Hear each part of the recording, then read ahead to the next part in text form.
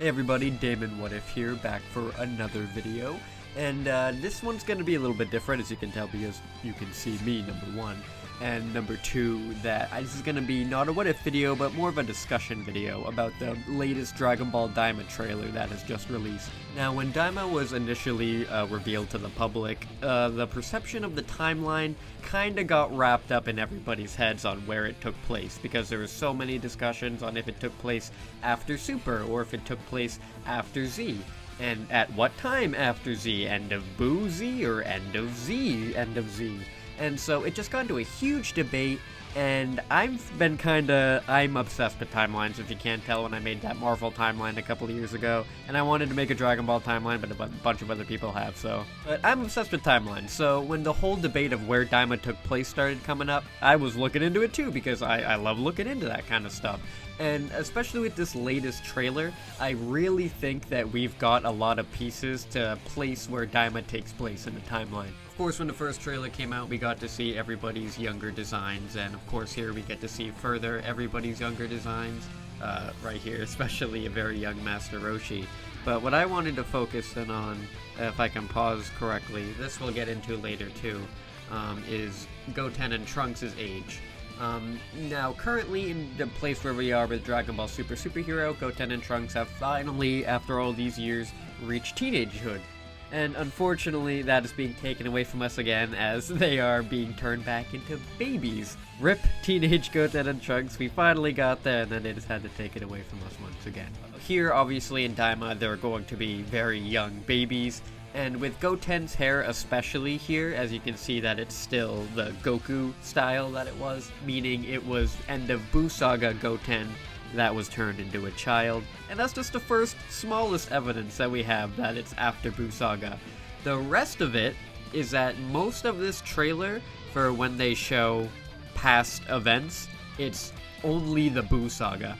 Like right here especially, this shot right here, it's all the Buu Saga. There's even a shot earlier in the trailer of Goku doing his farewell to Kid Buu with the Genki Dama. This is only showing the Buu Saga, and I think right there is Yo Son Goku. So it could be even after Yo Son Goku. Is that finally going to be canon now? That would be pretty dope. But they're only showing Buu Saga events. So that might be what has currently just happened in the timeline, I think.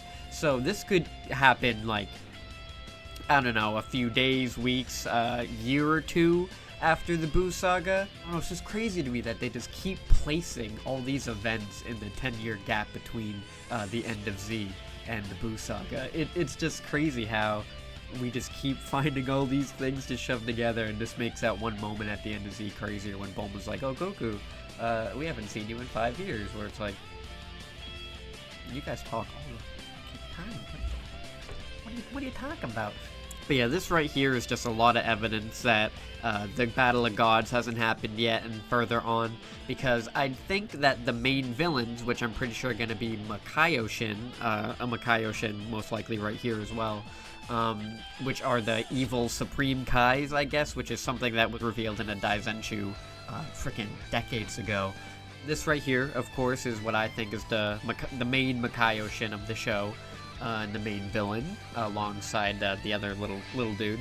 And I think these guys, again, their threat level is definitely post-Buu Saga, so I think that's probably why Toriyama decided that if Beerus and all that were around, then they would easily wipe the floor with these guys and there would be no threat. So it's like, let's put all these guys, like, which are definitely related to the Buu Saga, right after the Buu Saga. And while it's weird to keep putting stuff in the post-Buu Saga 10-year gap, it really does make sense, because these guys showed up in the current age of Superhero and Beast Gohan and Master Ultra Instinct. I really don't think that they would be that big of threats. At this point, we get to see Kid Goku use Super Saiyan and Super Saiyan 2, which, again, is more evidence to suggest that it is post-Kid Buu End of Z era. I don't think we're going to see anything new transformation-wise, which, again, I hope I'm wrong, because everything new, every new series has to have a new transformation. What am I talking about?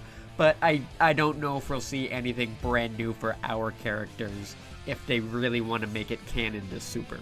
And finally, the biggest piece of evidence that I see against it being before Super is that Shin and Kibito are defused and they're not Kibito Shin. And that was something that I was thinking too. I was really wondering why, if this was pre-Super, why would they be defused? Because technically they didn't defuse in the manga until Battle of Gods, when they gathered the Namekian Dragon Balls and defused. And in the anime, it could have been around then, but I'm pretty sure it was around the Universe 6 tournament is when they defused. But in the manga, it was clearly around Battle of Gods. However, we've seen points recently brought up that perhaps the magic used to turn everybody into a child defused Shin and Kibito. And that just means that now they're kids separated, and then that once the curse is lifted, they'll be brought back together and remerged as Kibito Shin.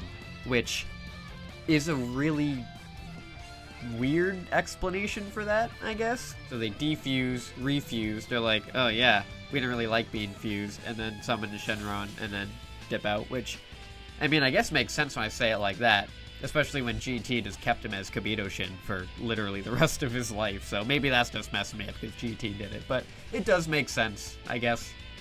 But yeah, pretty much every single piece that I've seen in that trailer just screams post-Buu Saga, pre-Battle of Gods. Now, it'll be really interesting to see where that fits in. Let's see if they reference Super at all, or if they just ignore Super, and it's a completely different timeline. We don't know until it comes out. And while personally I really hope that it is canon and they're able to really connect it with Super and Beerus and all that, so that way everybody can be happy, I think, if they do it that way. But I'll be fine too if they go to GT route and it's just another alternate timeline that we go off in. We'll just have to wait and see. But for right now, it is 1000% in my mind right after the Buu Saga and before Battle of Gods. When I've seen multiple commenters that I've gotten on my channel agree with me as well. So I'd say Daima's timeline placement is pretty solid for right now. But hey, if you disagree, and if you notice something else in the trailer that I missed that just shows that it's post-Super or whatever, or in Super, then definitely comment down below and let me know, because I would love to see it too. Prove me wrong. I would very much like to know. But yeah, thank you for watching this short little video. I just figured I'd put it together because I like really talking about timelines, and I have free time, and I don't really post that many videos, unfortunately, anyway, so figured it'd be nice something to say hi to you guys, so hi, and goodbye.